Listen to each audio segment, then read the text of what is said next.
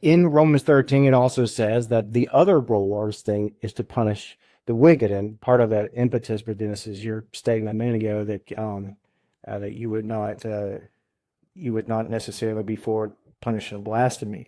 So here's the syllogism for you. The purpose of government is to punish the wrong, Romans 13 said. There's no higher wrong than false religion. Therefore, the government should punish false religion.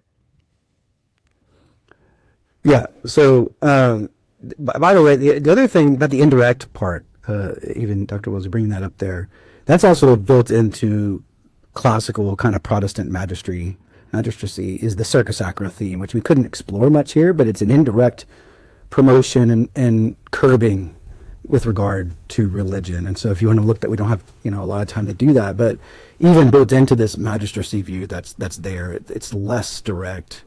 But I will say, it's fascinating you bring this up, because I'm on the Christian Nationalism Committee, not the committee that is advocating Christian nationalism, but was Spock with the chairman of that committee? The Association Church in America called for a study committee to study the phenomena of Christian nationalism within the denomination and elsewhere. Dr. Wood was asked to be on that committee. Yeah, voluntold is not. Was I coerced or persuaded? I don't worry. You don't think either? I don't know. It's closer to one, I think, but in light of that, what's been really fascinating I am answering your question, but I'm confessionally bound by certain things that are still in the confession on this, that I think that's been a surprising part of the study. In the larger catechism, on this point, what was revised in 1788, there were revisions that were insignificant. We talk a lot about the rulings of Westminster Confession of Faith 23.3. But there's also the catechism.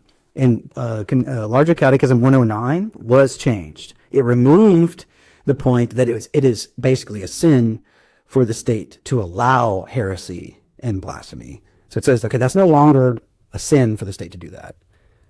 But right next to that is Westminster Larger Catechism 108. That still says that still is talking about the second commandment. It still lists all neglect, contempt of hindering and opposing the worship and ordinances which God has appointed are prohibited, and it doesn't make exception for the magistrate here. And so when it comes to blasphemy, I think it's really complicated. I mean, even the classical tradition was not saying all bad statements about God were punished. People quickly go to Servetus. I encourage you to look up the whole Servetus. I'm not affirming what Calvin did there, but Servetus wasn't just a guy that popped up on the street, said something wrong about the Trinity, and boom, bada bing, he's burning at the stake. It was very complicated. I'm not saying I support it, but even in the tradition, when it comes to blasphemy, it's more about obstreperous heretics, like obstinate heretics who are undermining the social order, and therefore then the state has a concern about that, not just because it's related to religion, but because what it's doing is it's undermining social order. Yeah, the social fabric of society. And so, by the way, I think every society, just on the non-neutrality point, every society has blasphemy laws. Yeah. Hate speech laws are just blasphemy laws on the eminent frame. Sorry to tell you. You have them. Canada's got Bill C-9 right now. It's actually doing an inverted blasphemy laws, kind of. So I don't know if you can fully escape some of them, by the way.